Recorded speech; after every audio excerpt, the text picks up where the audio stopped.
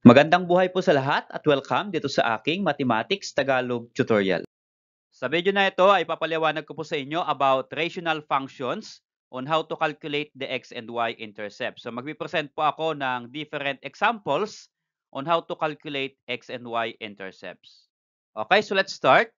We are going to calculate the x and y intercepts of rational functions. For number 1, f of x is equal to 2x minus 1 over x plus 2.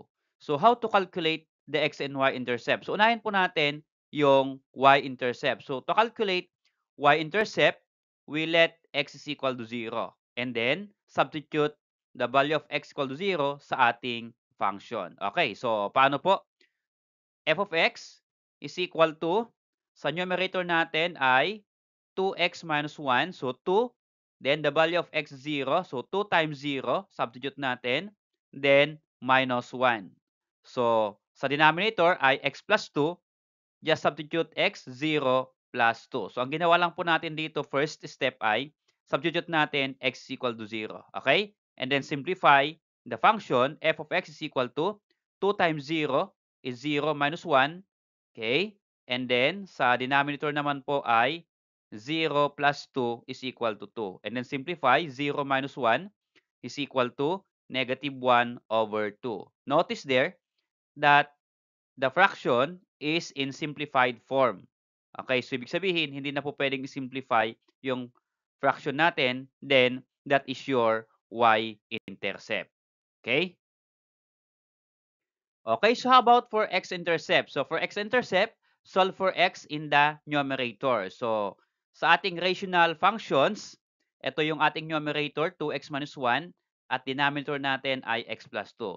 So ang kukunin lang po natin to solve for the x-intercept ay yung ating numerator. So solve natin yung value ng x. We are going to equate the numerator to 0. Okay?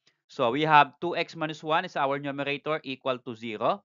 So to solve for x, transpose natin minus 1 will become 2x is equal to 0, then minus 1 will become plus 1. Okay? And 2x is equal to 0 plus 1 is 1. So to solve for x, we have 2 here. So divide by 2 to both side of the equation so that we can cancel 2 here. So anong matitira po dito?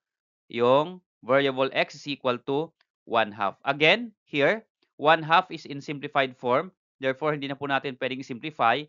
And then, that is your y or x-intercept. Okay? So, for this function, ang ating y-intercept ay negative 1 half at ang ating x-intercept is 1 half. Okay, so how about this number 2 example? Our function is f of x is equal to x squared minus 4 divided by 2x minus 5. So again, let us calculate first. For y-intercept, again, let x is equal to 0 and then solve for the function.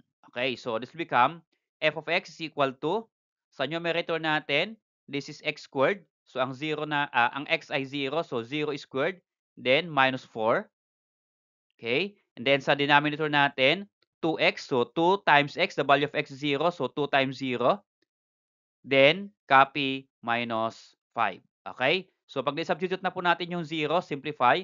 Sa numerator, 0 squared is equal to 0 and then minus 4. Okay? Then sa denominator naman po, 2 times 0 is 0 minus 5. That is negative 5. Okay po? Okay, so what is 0 minus 4 sa numerator? That is negative 4 over. The denominator is negative 5. So notice, negative 4 over negative 5 ay naka-simplified form na. So that is your final answer.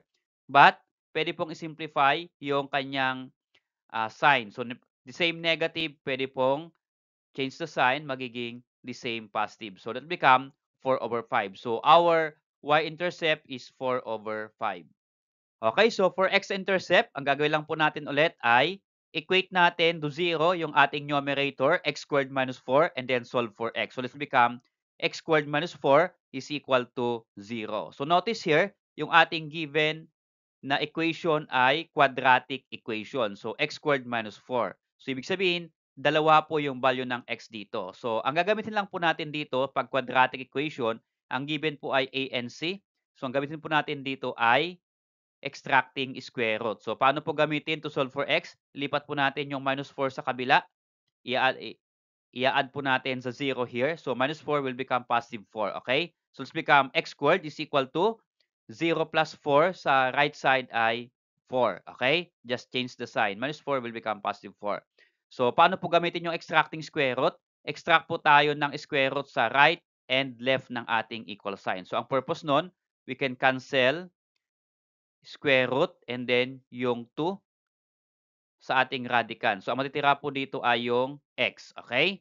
And then, for square root of 4, 4 is a perfect square. So, ang 4 ay, ang square root po niya ay 2 and negative 2. So, there are two possible value of x, positive 2 and negative 2. So, that is our x-intercepts.